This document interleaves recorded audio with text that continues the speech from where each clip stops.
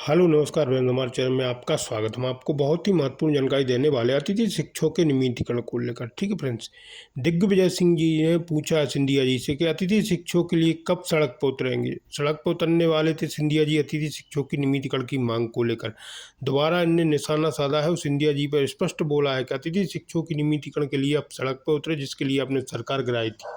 ठीक है, शाजापुर में प्रेस कॉन्फ्रेंस में दिग्विजय सिंह ने स्पष्ट कहा है कि सिंधिया जी अब उतरे सड़क पर बीजेपी की सरकार में। ठीक है, कांग्रेस की सरकार में तो सड़क पर उतरने की बात कर रहे थे, अब अतिथि शिक्षकों की नियमितीकरण की मांग के लिए सिंधिया जी उतरे सड़क पर और अतिथि शिक्षकों का नियमितीकरण करवाएं। पूरी विस्तार से मैं जानकारी देने वाला हूँ, क्या कहा गया विजय सिंह जी द्वारा, पूरी विस्तार से जानकारी दूंगा। वीडियो में बने, वीडियो अच्छा लगे तो लाइक और चैनल को सब्सक्राइब जरूर कर लें। पूरा वीडियो जरूर देखें।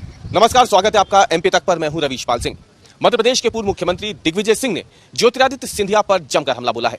दिग्विजय सिंह ने ज्योतिरादित्य सिंधिया से पूछा है कि क्या भाजपा में रहकर अब उनमें इतनी हिम्मत है कि वो सड़क पर उतरने की बात कर सकें। दिग्विजय सिंह एक दिन पहले शाजापुर में थे। शाजापुर में वो प्रेस कॉन्फ्रेंस कर रहे थे। प्रेस कॉन्फ्रेंस में उन्होंने भाजपा पर जमकर निशाना साधा और इसी बीच निशाने पर आए केंद्रीय मंत्री ज्योतिरादित्य सिंधिया। ज्योतिरादित्य सिंधिया पर हमला करते हुए दिग्विजय सिंह ने कहा कि जो ज्योतिरादित्य सिंधिया कांग्रेस में रह करके उस समय अपनी ही सरकार को कोसते थे और फिर उसके बाद सड़क पर उतरने की बात करते थे, क्या वही ज्योतिरादित्य सिंधिया अब भाजपा में रहकर वो हिम्मत कर पाएंगे? कैसे सिंधिया पर बड़ा हमला किया दिग्विजय सिंह ने, पहले वो सुनिए। कि कुछ भ्रष्ट कांग्रेसी बिकाऊ विधायक चले गए और मैं इसको फिर दोहराता, जो गए उनमें से जो गरीब परिवार से आए कांग्रेस के विधायक वो नहीं गए। कौन गया? बड़े बड़े जमींदार, राजा महाराजा लोग बिक गए। ना गरीब दलित विधायक बिका, ना गरीब आदिवासी। और मैं ज्योतिरादित्य सिंधिया से पूछना चाहता हूं कि आप उस समय नाराज होकर हमसे गए थे कि वादे पूरे नहीं हो रहे हैं, लेकिन जाने के एक हफ्ते पहले आपने करेरा के अंदर कर्ज माफी के सर्टिफिकेट बांटे थे कि नहीं बांटे थे? आज जब चले गए आप भाजपा में, वहां मंत्री बन गए, आज कर्ज माफी की बात आप क्यों नहीं कर रहे हैं? आज आप अतिथि शिक्षकों की नियुक्ति के आप अधिकार की बात क्यों नहीं करें? जब आपने कहा तो मैं सड़कों पर उतरूंगा, उतरिए ना सड़कों पर। क्या अतिथि शिक्षकों की भर्ती हो गई? क्या किसानों का कर्जा माफ हो गया? ये सारी बातों पर हम बात करते हैं। साथ में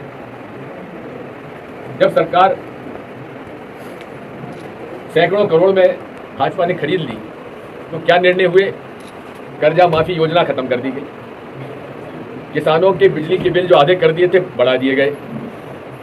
1 रुपया यूनिट बिजली का रेट हो गई थी, उसमें बढ़ा।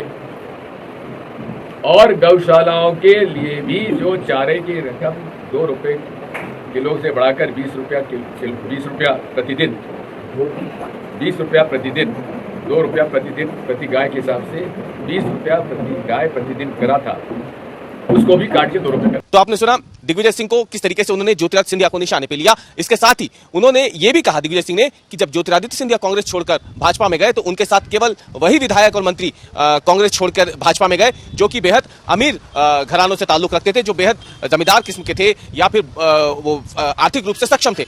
लेकिन दिग्विजय सिंह ने यह भी कहा कि जो कांग्रेस के विधायक जो आदिवासी समाज से थे, जो गरीब तबके से आते थे या आर्थिक रूप से बहुत ज्यादा सक्षम नहीं थे, उन्होंने कांग्रेस के साथ धोखा नहीं किया, वो कांग्रेस के साथ ही रहे भले ही सरकार चली गई।